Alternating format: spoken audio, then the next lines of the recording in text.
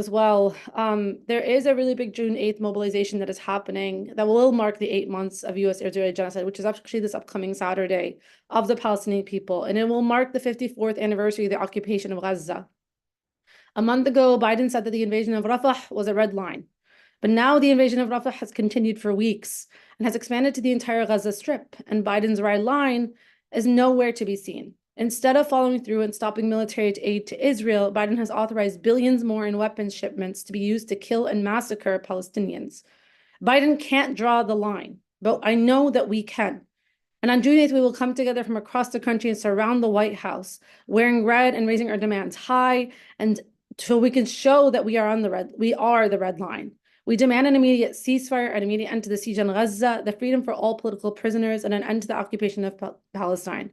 And we encourage all of those who are able to come to join us on June 8th here in DC. The link has just been dropped, but just as an awareness that this is coming up in just a couple of days, and we would love to make sure that everyone here who is able to can participate. So again, as I mentioned at the beginning of this call, this discussion is predominantly about an incredible set of direct actions that happened a couple of weeks ago, specifically around the Bay Bridge 78, and an acknowledgement of the incredible direct action that people have been able to put out and just do such an incredible job around. And we know that in this moment, again, as I have emphasized over and over again, we are now 8 months. We've always understood the need to escalate. We've always understood the need to potentially ensure that business as usual is disrupted. And people have done an incredible job at putting themselves on the front line. And so we wanted to spend some time having that conversation here today around what does that look like and why are we doing it? Why is it important in this moment for us to step in and to actually step out of our comfort zones, actually do what we can do, whether it's disrupting highways and bay bridges or forming encampments and challenging the status quo. We want to acknowledge that this is a part of the movement and an absolute need in this moment. And the people of Palestine are really really holding us responsible in this moment. And so I'm really appreciative of Rami and Salma who have joined us here today, who have helped, be a part of this incredible action that we have now been able to kind of sit and process over the last couple of weeks, who have joined us to be able to share with each of you what it actually looks like and why it was done. The format of the discussion will kind of be a question and answer. We will give folks an opportunity to provide questions in the chat if we have some time at the end of the discussion to be able to kind of go into further discussion as well based on what some folks here may want to potentially hear. But our hope is through this set of questions, you kind of understand a little bit more around why this is specifically done. So I think we'll just get started with the discussion here. Rami and Salma, thank you so much for joining us. I wanted to kind of start off with asking you both, can you tell us about the Bay Bridge Action? Who was organizing it and why was it organized? Would love to know just kind of the basic purpose of everything here. Yeah, thank you, Iman. Thank you so much for having us on. I'm going to introduce myself. My name is Rami, he, him pronouns. I'm a member of the Palestinian Youth Movement Bay Area chapter. Iman, I think you said it really perfectly in the way that this genocide would be impossible without the ruling class, without every sector of society that has permitted this being the arms manufacturers, this being government officials, this being the president of the United States, all the way down to the local level. So we see the need on every single level to disrupt in whatever way possible, because we know that the powers that be are the co-conspirators in this genocide. One thing I want to say about the Bay Bridge Action, I'll give a little bit of a background of the Bay Bridge Action. This was an action that happened in November, but it didn't start and end in November. It was followed up with months of court cases. The individuals on the Bay Bridge were charged with 5 separate civil disobedience charges, as well as false imprisonment, which is just a outrageous charge for people on the bridge, including Palestinians who have had family members killed in Gaza, to be charged with false imprisonment, as in imprisoning people on that bridge. So the legal realm in the Bay Area can be lenient because of the history of civil disobedience. But we've seen the way in which they've targeted the Palestine movement, I mean, since the beginning of time, but especially during this genocide, by tacking on repression and charges and a 4-month long court case following the Bay Bridge action. So to give some background, the Bay Bridge was shut down in November of 2023, about 1 month into this genocide. It was planned by and organized by a coalition of people in the Bay Area. It's autonomous individuals, it's community organizations, and really people of conscience who needed to escalate and do more to put an end to this genocide. And at the time, I remember I did a lot of the background media for this action, and I remember uh, the the material conditions at the time were that there were around 13,000 people who were killed. And 8 months in, we're at 40 or more, with thousands buried underneath the rubble. So we can see, even in November, how imperative it was for us to put pressure on the Biden administration. And it's more important than ever than that activism continues. Some background as well for the Bay Bridge was that this particular weekend was a weekend when Biden was in San Francisco. Biden was in town for the, I think it's the Asian Pacific Economic Cooperative Summit, APEC. The APEC Summit was happening, and there were leaders from everywhere. So from global leaders from all over the world convening in the Bay Area to discuss matters of global security, other security investments, basically fortifying the global security repressive capitalistic system. And what we know about APEC is that there were many Israeli tech companies that were at that conference. It's this private, big leader conference to discuss economic matters that in turn criminalize our people throughout the world and are creating these economic systems that oppress our people and that exploit our people both here and across the world. So they were there for a horrible reason, and it happened to be the weekend that Biden was in town. So that was our political objective, and our political goal was, while Biden is in town, we have to disrupt business as usual, and we have to take away media attention that's going to be garnered for this conference onto the biggest global issue that some of us have seen in our lifetime, and that is not just something that's isolated now, but has been going on for 76 years, which is the genocide of the Palestinian people. So that was a little bit of background on the Bay Bridge action. There's an importance when it comes to direct actions of full community support. There's never one person behind an action. There's never one person behind a DA, and it's never that people wake up one day and they want to shut things down. It's because the moment is so unbearable, is so unfathomable, that it pushes people to the limits of action. Because at the end of the day, every single person in this country is implicated in the crimes that we're seeing every single day in Gaza. It's because our tax dollars, by the billions every single year, increasingly every month, are going towards supplying the weapons for Israel to carry out this genocide. So every single person is implicated in this. And that is why there was such a huge collective of people that came behind this. It wasn't just, the purpose of shutting down traffic and stopping business as usual, but it was also a very creative and visual action. So not only was there the visual of traffic for miles being shut down for Gaza, but there were also huge creative elements. There was a banner that lied down. It was like a 30 to 50 foot banner that spanned across the Bay Bridge that said, "Biden, you're responsible for genocide, ceasefire now." There were huge posters that clearly stated our demands, which was ending US aid to Israel and lifting the siege on Gaza. And last thing I want to say about this action for this specific question is that this was just one approach of doing a direct action.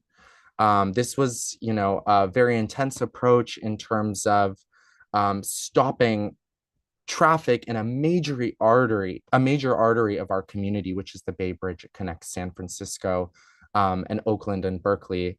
It's a huge route of traffic for people on commutes. And it was obviously a very high stakes action, but DAs are not a one size fits all approach. They've been happening for the past 8 months in every community, I want to say. And every community has picked up a different type of tactic. We've seen bridge shutdowns, we've seen disruptions of politicians at events, we've seen bird dogging. So there is no pressure to apply the same DA to every community. It's what makes sense in your locale, and most importantly, what is most effective in reaching your political objectives. Those objectives being ending this genocide and ending all arms sales to Israel. I'm going to stop there because I just took up a lot of time. No, this is wonderful, Rami. Thank you so much. And I think we're going to unfold a lot of these additional responses and some additional questions. But I think you just pieced together a number of different factors that get, discussed before these sorts of actions get held. Is like, what are our objectives? And then we also talk about community support and safety. Like, what do we have? What do we have in front of us? And what are we working with? It's not like these events unfold just because we think it's the right moment. There are so many things that get played that take part in this. So just absolutely amazing. Thank you so much for unfolding that here at the start.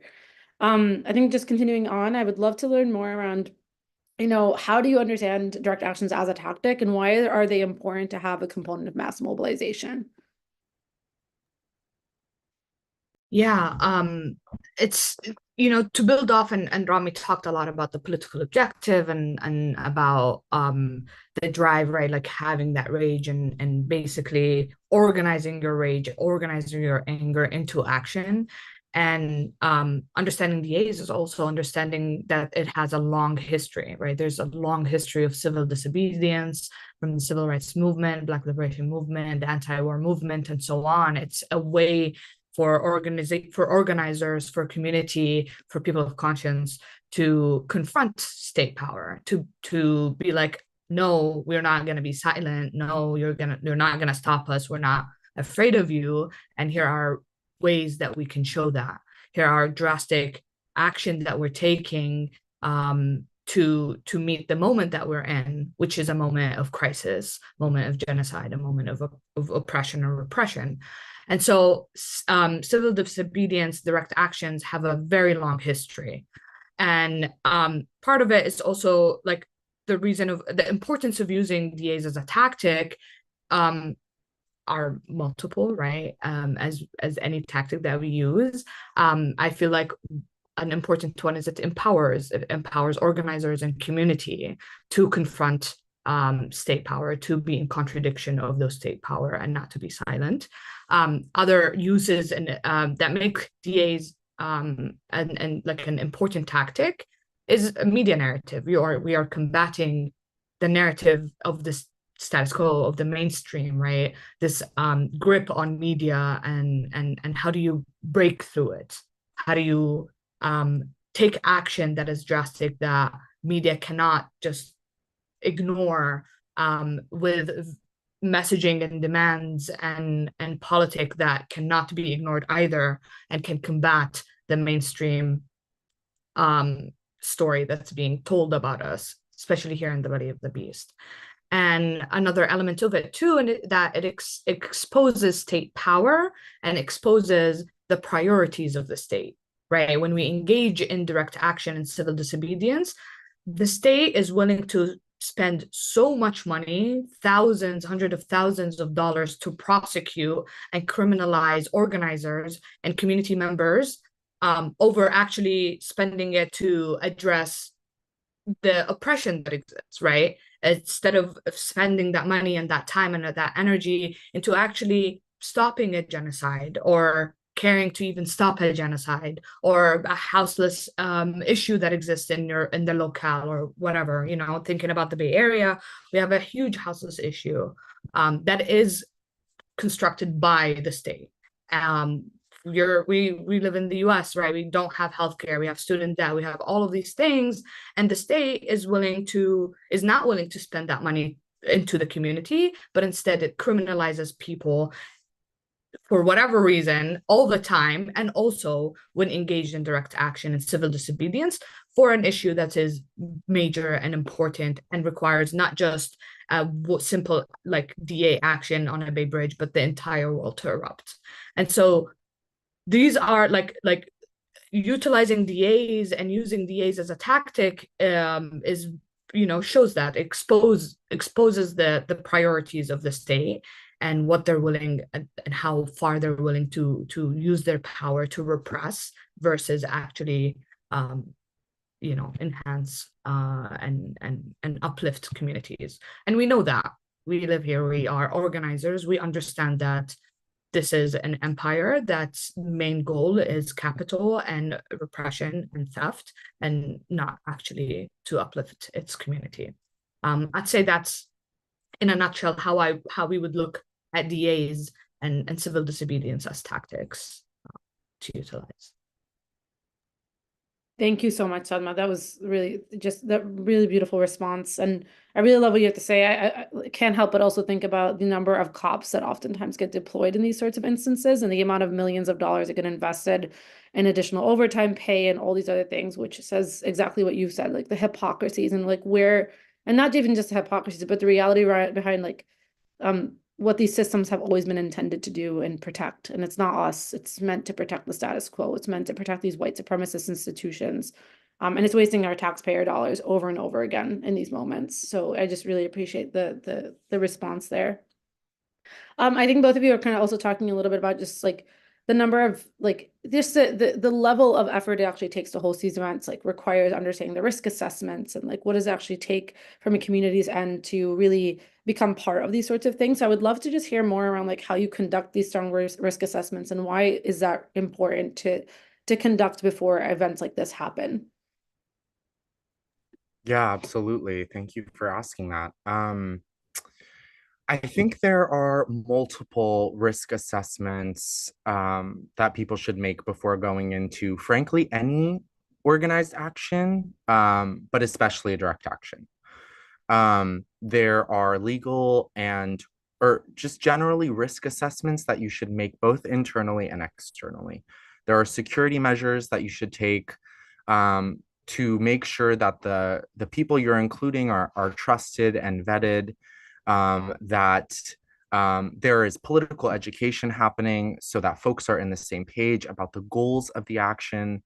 And also just knowing that with the legal assessment, you could potentially be in a 4 to 5 month to a year long legal process with these folks. It doesn't start and end with the DA. So there are a lot of assessments that you have to make before going into a direct action, because there were about 70 to, I think it was the Bay Bridge 78, so 78 folks who were arrested on the Bay Bridge, some of which actually weren't even involved in the action. That's how erratically the police responded, and that was a 5-month process with these folks as well as the community who comes out to support every single time that there's a court hearing. So it's not I wouldn't expect things to start and end with that day or with that week. It is a drawn out process that's requires mental, emotional, and legal preparation. So I wanted to kind of speak to the internal risk assessment that you as an individual and also as a movement in a community should probably make before taking risk and action. Action that is so important and badly needed in this moment. I also want to talk to kind of an informed consent of the risk that's taken. So the importance of gaining legal assessments from trusted lawyers in the movement, and from organizations to understand the legality and the repercussions of an action before you take them. You never want to end up in a precarious legal scenario that you weren't prepared for. It doesn't benefit you, and it doesn't benefit the folks that you are going to be in a process with. It's important that there's power over paranoia, and that as much as folks can understand and mentally prepare for the legal situation that you're going into. And there's an obvious importance in understanding that the state is unpredictable. It's unpredictable to, or probably incorrect to just assume how the state is going to react to action. I mean, we've seen people get arrested at mobilizations that we have 8 months into this genocide. They are changing their tactics, they are increasing their repression. And with that, it's important for people to stay prepared and to stay wary and to never predict the actions of the state. The only thing you can predict is the brutality and the repression that comes after an action. So you always want to prepare for the worst case scenario. You never want to come in assuming the benefit of the doubt. And it's kind of a hard thing to come to terms to, but in terms of a direct action, you want to be prepared for the worst case scenario. And that's the reality of it, because the more prepared that you are, the better suited you are to prepare for the repression that's about to come, to prepare yourself mentally, physically, and also prepare to come out of the situation and still be ready to organize, to not be dissuaded by the repression that you're going to face, because it's strong. They want to make sure that something like this never happens again. And we'll go into the chilling effect of state repression a little bit later. And then also another thing I want to name in terms of conducting risk assessments is not operating over the recent responses of the state. So institutional knowledge is always helpful in terms of this DA has happened before. What were the responses? How does the state respond in our locale usually? Sure, that's important. But the state is constantly shifting and changing their tactics. So not operating based on the assumptions that you've had in your locale recently. That is, I think, what I'm going to speak on in terms of conducting risk assessments, and most importantly, knowing that you and your community keep each other safe. At the end of the day, it's important to have high morale. It's important to go into a precarious legal situation, knowing that you keep each other safe and that you're going to be okay by the end of it, and that you have the community to back you up. It's important as a safeguard against state power, and to really put trust in each other where trust is due, and know that you have each other's backs with your internal security protocol. Thank you so much, Rami, for that response. I mean, I want to acknowledge that risk assessment is not easy. And like, as you said, like we can't base it on old premises and like old protocol, like things are shifting constantly. And these, especially these systems of policing, are constantly shifting to be able to evolve past our own tactics. And so sometimes like we may be able to work off of the presumption of how other actions have gone through, but the reality is we never can truly understand how something will play out. And so I want to acknowledge just like the both the need to assess and help folks recognize that. And the reality behind what like the contributions that each person makes individually in these moments as well. Like each person is doing that internal assessment, as you said, right? Like they're doing this work, they're thinking for themselves, like, what am I actually willing to do here? What am I willing to compromise? What am I willing to sacrifice? And so I don't want to underestimate how incredible it is that you got over 78 people to be willing to risk all these things. Like that's an unbelievable amount of folks to be able to do it in a city. And just speaks to the volume and the emphasis around what we were talking about at the start of this call, which is things have escalated across Gaza and people recognize that. And this is why we have to do this. We have to do this to be able to raise the alarm on how important this is to the people here. And so thank you all for everything that you've done to lead up to this moment. And again, to make this even more possible. And I think we're touching a little bit around like what the infrastructure, right? But I'd love to learn a little bit more on like what infrastructure is needed for these DAs and how can these things be developed. Yeah, and the infrastructure, as you put it, is also helps with with making the risk assessments, right? Like it's a relationship between the two. And for the infrastructure, I'm going to speak more generally about what are some things that are general for any type of DA that you will engage in.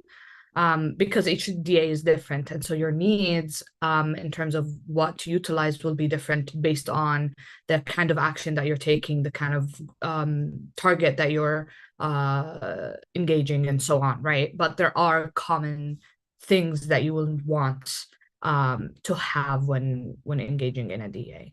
And first thing is a clear political objective and demands. And I want to mention it here as part of the infrastructure. We don't we engage in DAs for the sake of doing a direct action. It's always and must always be a part of and a tactic to advance your political objectives and demands. And with that, you have to think about what is your target. Is it a strong target? What are the politics around it? And asking the question of, does this meet our demands? Does it meet our political goals and objectives, and so on? And part of your infrastructure to engaging in a DA is a village, as we mentioned before, right? It's not a one-person thing. It is a community. It's a collective. It's a village that is engaging in direct action. And so movement building relationships in your locales is essential to building this infrastructure for direct action, because you need skills.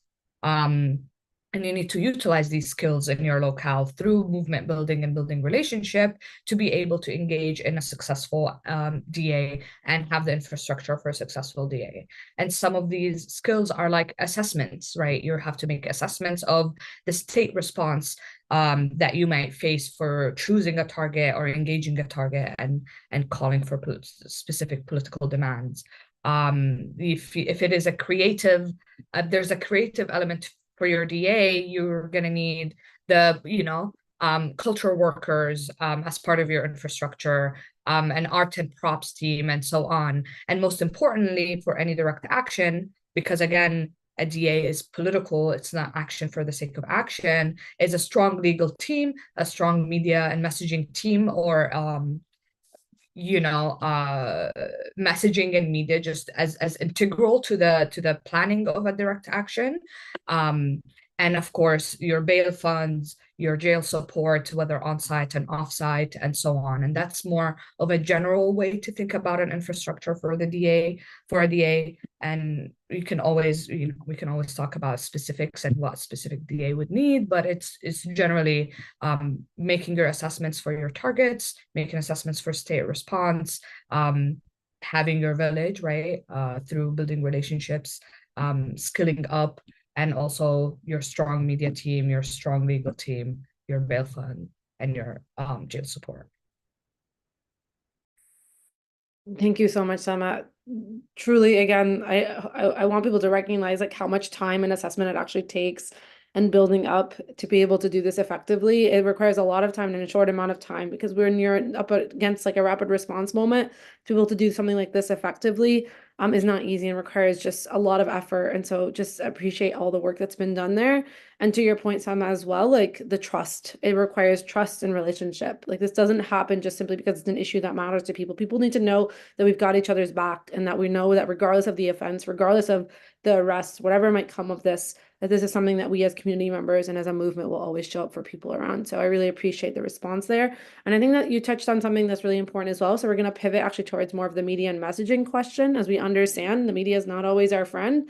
Most of the time, it's actually not our friend. And oftentimes these sorts of moments can be co-opted by people who are counter to the movement. And so understanding media and messaging is really critical, especially as these actions unfold. And so I'd love to hear more around like how you prepared the media and messaging for this day, keeping in mind, again, the arrests and the repression that will come, as well as how do you keep Gaza at the center of your messaging while still addressing the repression of U.S. organizers? Yeah, I want to speak to a lot of what Selma talked about in terms of um, the political objectives and the demands being really central and probably the biggest component of any direct action if you want it to be successful.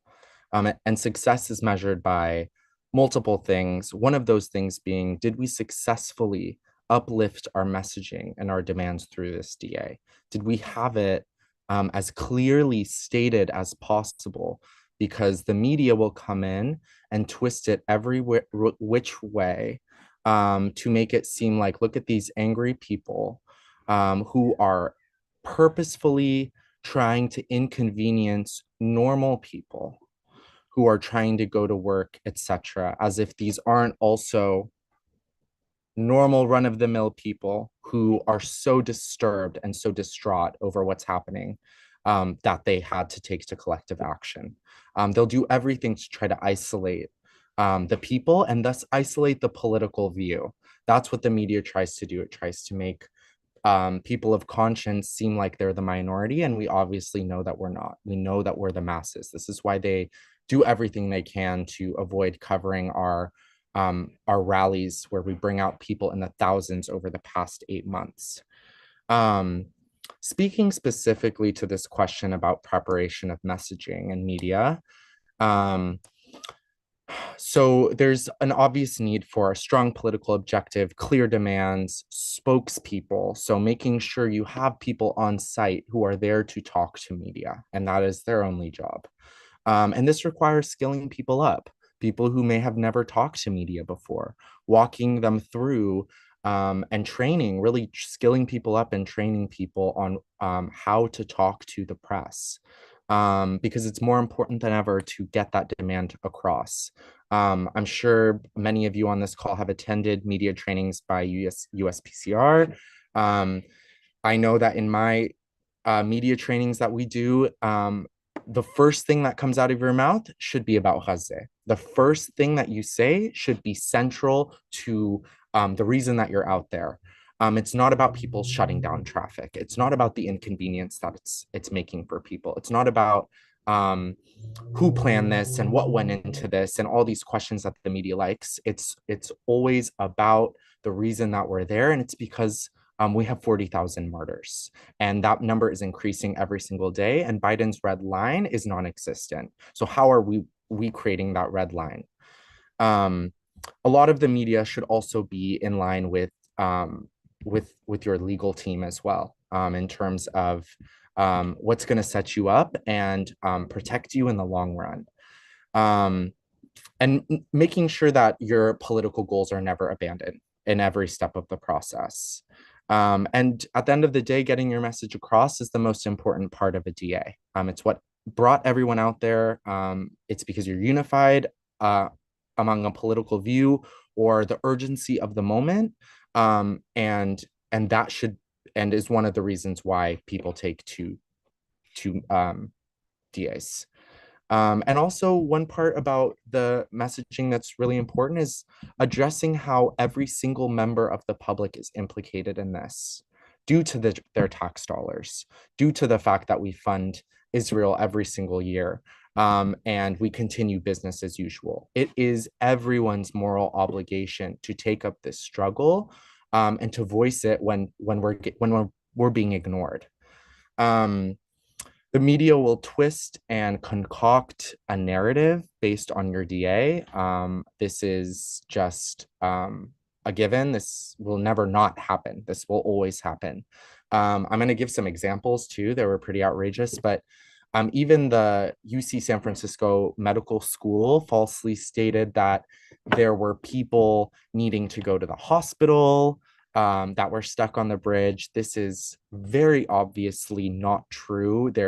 San Francisco and the East Bay, being Oakland and Berkeley, are separate jurisdictions. They don't cross over when someone is going to the hospital. So they will fabricate things to make you look like the bad guy, to make you look like you purposefully wanted to stop someone from going to the hospital, which is obviously not true.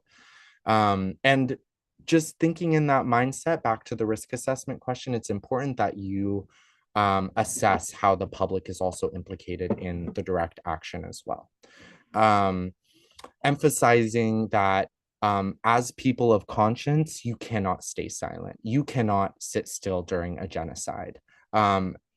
If as a person of conscience, as a person who is implicated in this genocide because of your tax dollars, there is no way that you could sit back and watch this genocide unfold. And on that note, not focusing on the bad that the media tries to present, not engaging in those questions about angry drivers or passerbys, focusing on the good, the positive responses, because we know that the masses are behind Palestine. We know that the masses are against this genocide, and we know that the ruling class is the biggest proponent. So emphasizing those positive responses because you're going to get them from the public, and also facilitating that through political education during your DA. So we had people during the bridge shutdown who went by the cars who were stuck on the bridge and offered food and support and even little cutouts of flyers and pamphlets that said, hey, we know this is an inconvenience to you, but this genocide is an even bigger inconvenience for us. And this is why you should care about the genocide that's currently unfolding. And people responded positively. So to not assume that everyone who's going to be inconvenienced is going to give you a hard time, and to not hone in on that is a huge part of the media and the messaging of a direct action. And also making sure that that media team is ready and prepared to call folks out, to bring the community out, to have an infrastructure for a drop the charges campaign, which is going to be a huge part of countering state repression, and to get buy-in from the community in terms of, this is a huge part of making sure that these DAs can still happen, is making sure that there's community follow-up to demand that these charges are going to get dropped. Things like false imprisonment charges after 5 months will be dropped. And we see that time and time again. When community comes into support, the charges get dropped. And then last thing I want to say about your question in terms of state repression and arrests, and in conjunction with messaging about Gaza, is that it's important that we do connect state repression to the silencing of the material conditions in Gaza. Salma spoke to this a little bit, but these elected officials would rather spend millions of dollars arresting people, putting them through a months-long legal process that costs legal lawyers estimated that it would cost over $2 million to prosecute 78 people on 5 separate charges. So making that connection that these elected officials would rather repress us than actually listen to us. We've marched in the streets. We've called our elected officials. We've shut down events. We have shown our power by the masses, and we have no other choice. And they would rather silence us and spend additional money putting us through that process than actually not only heed our demands, but to actually engage in our political demands as a movement and as a public. It's not a secret that elected officials are not listening to the masses. And it's similar to the student movement in terms of connecting the repression that students have faced on campuses to the fact that their universities and university administrations would rather silence them than actually cut ties with genocide and cut ties with Israel. Thank you so much, Ami, for that response. And again, we're just like uplifting some of the things that you said, is that like it's not about necessarily being responsive to the, as you were talking earlier about the media.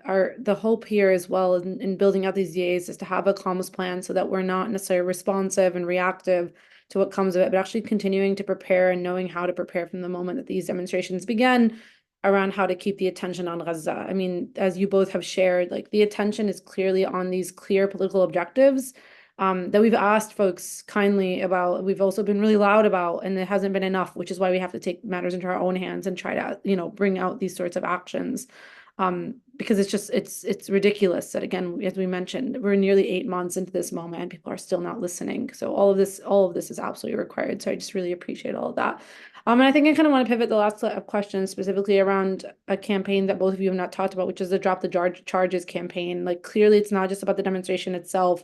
There is long-term consequences that come to these sorts of things and require additional community support. And so, especially for folks who are attending today, like, this is where I think that many folks can also get plugged in and supporting the community after these sorts of actions. If folks don't necessarily want to put or risk anything on the line, they can show up and support other folks as well. And you guys have done an incredible job in just helping bring this attention back to this state repression. So I'd love to learn more around like how you prepared for this, the Drop the Charges campaign, anything you did in advance, anything you did throughout. And if you could talk to us about considerations that were taken into account for this campaign and why it was successful. Yeah, and thank you for framing it in the way that you did, because the way that we think about a Drop the Charges campaign is it's not a secondary thing, right? It is a primary part of a direct action that you take, and it is an important one. And I know, like, a Drop the Charges campaign kind of also feeds into I know a question that we all have, which is the chilling effect, right? How do we stop at the chilling effect that comes from state repression against our people, which is primarily to scare us from taking action? And so thinking about the Drop the Charges campaign as a primary part of your DA is really necessary. It's very crucial. And it is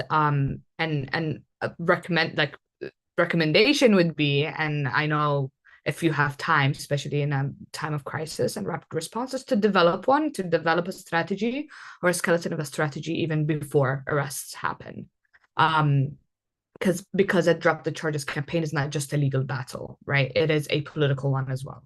And it is one of the most important things about it, similar to what Rami was talking about in terms of the media around why are we taking DAs, right? And it's not to stop a bridge, it's for Gaza, it's for Palestine, is to also make sure to center your political objectives, your demands, why you're doing what you're doing, even within your Drop the Charges campaign.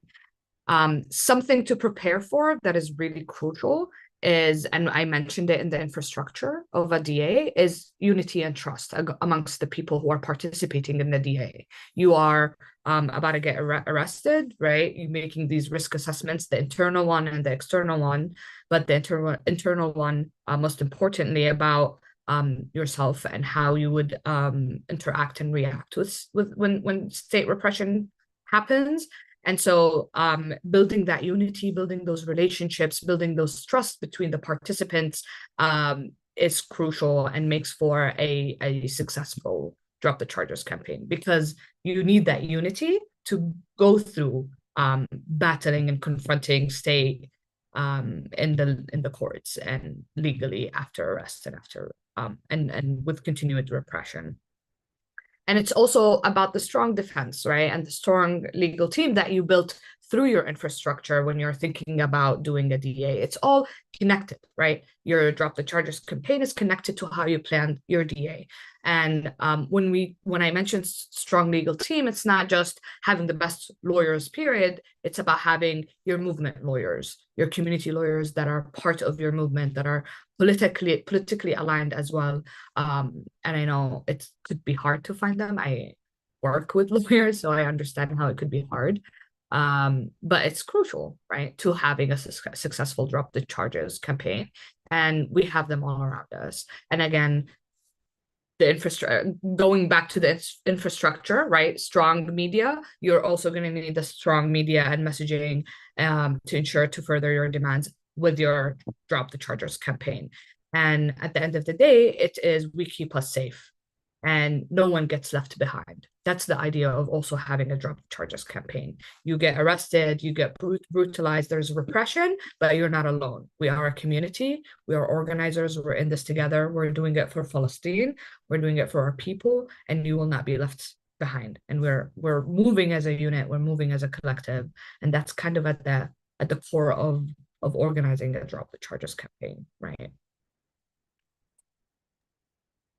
Thank you, Sama. Like uplifting, we keep us safe, right? Like that's the point of this all, and that's exactly why we're asking these questions, because we understand the importance of needing to protect one another in this moment. Unfortunately, speaking, we are in this for a long haul, and we need to make sure that the movement grows, not it doesn't stagger away, doesn't fall apart. And the only way we can do this is we continue building trust and relationship. And so clearly you two have taken such an incredible amount of time to be able to make that happen, and just appreciate the level of attention that's been made into that. And I think to that point as well, I think for many of us, like we've coined this now as you coined it as a drop the charges campaign. It became publicly known as such, especially when it came to understanding this piece of the DA. And in many cases, oftentimes people in their own legal consultations can get told to be quiet about these sorts of things, not necessarily amplify or raise the alarm on these moments.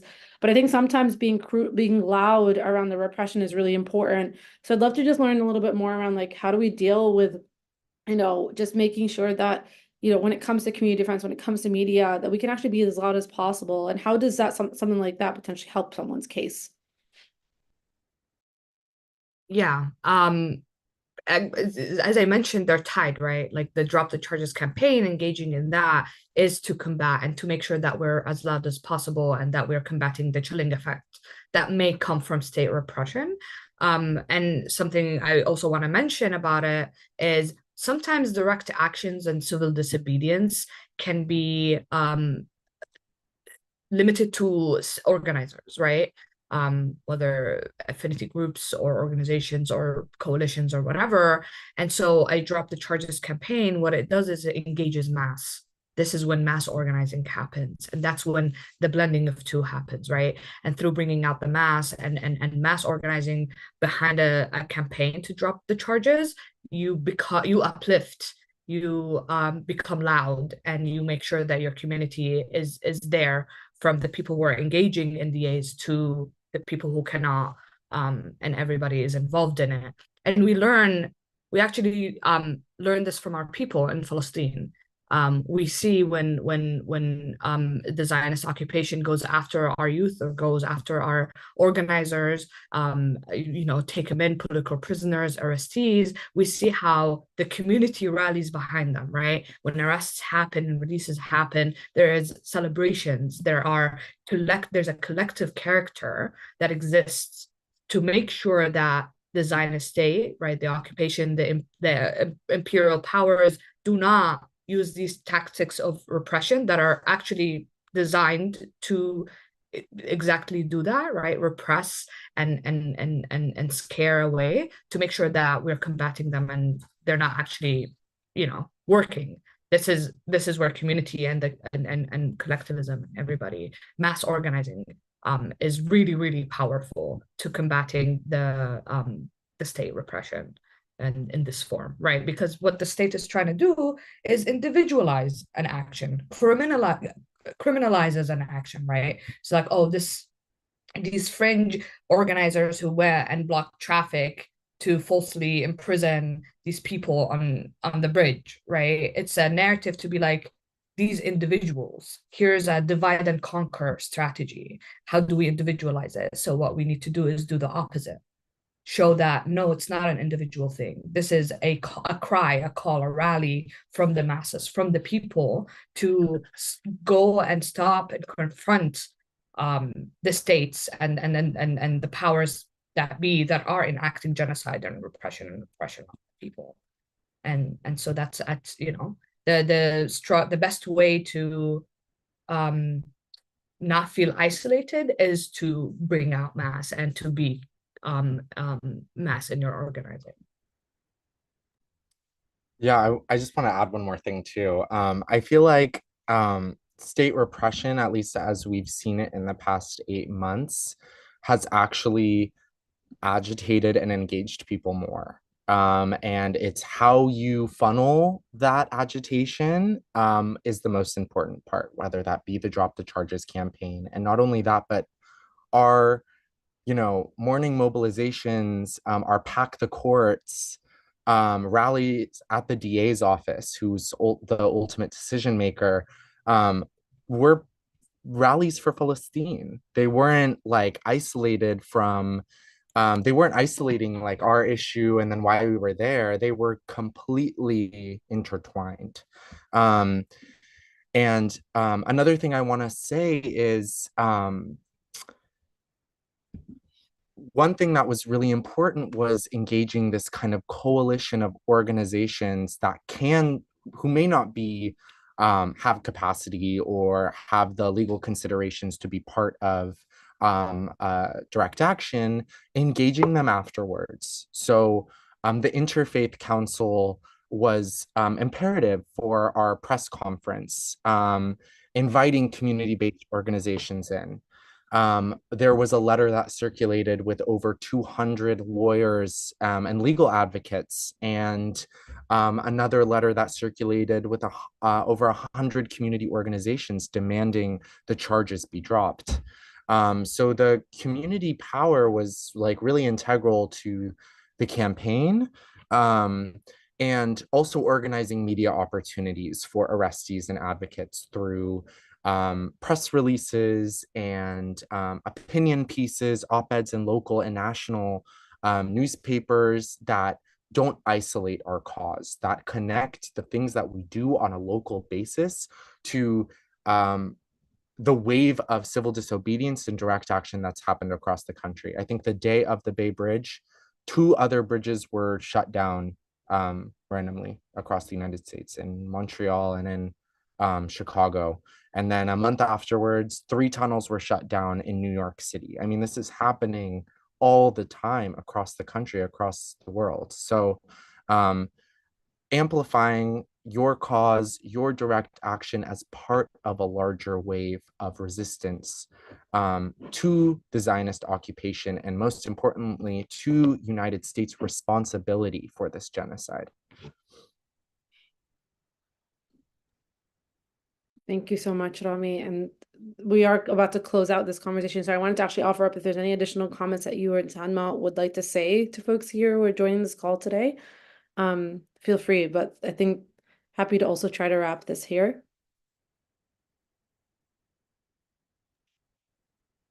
Yeah, all good. Stay organized, right? Just make sure that you're organized, that you're building these relationships, you're building your movement building, your relationship building, and you're funneling your anger and your rage and your despair into organization and organizing against the US and confronting US imperialism and Zionism wherever it is.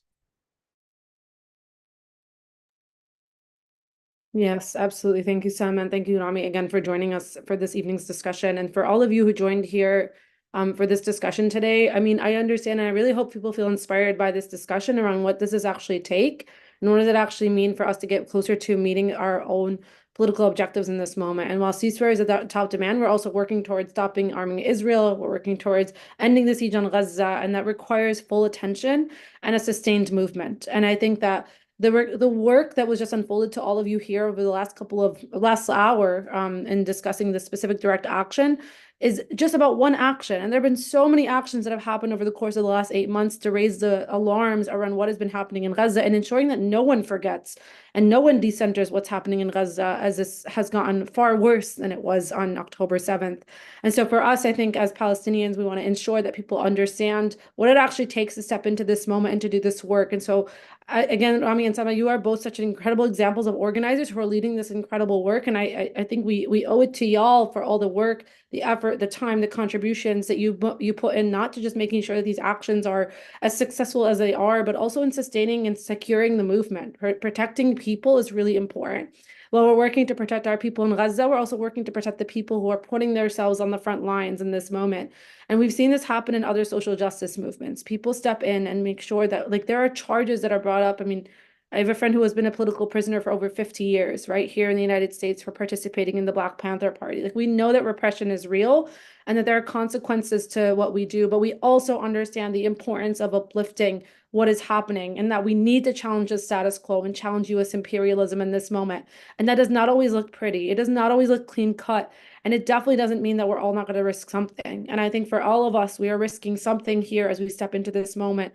And for many who felt inspired by this discussion today, like, there are people who are out there, incredible organizers in your own communities, I am sure, who you could tap into different coalitions and mobilization so that you can step into this moment. So if this is something that inspired you to participate in, like, the moment to actually do all of this is now. Like, we don't want to wait, right? Like, we also want to be smart. We want to be wise about how we step into these moments, recognizing that, again, as you all said, like, this is not about just stepping in and disrupting traffic on a Bay Bridge. This is about clear political objectives. This is about a clear security assessment, having the comprehensive jail support, having connections to movement lawyers. Like, all these things are really important. Having an incredible messaging,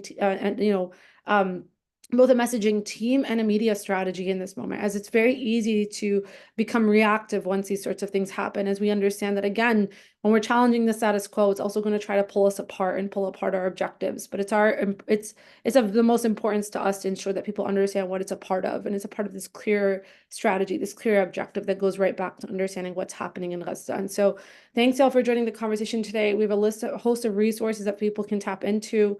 Salma, Rami, thank you so much for joining us for the conversation today, for being here to educate people on what's been going on and what it actually takes to do this work, and just hope everyone here understands that. So thanks all, and we'll talk soon. Hopefully we'll see you all in our next month as well. But don't stop the fight. Keep it going. And join us on June 8th if you can. Thanks all. Thank you so much, Iman. Thank you so much for having us.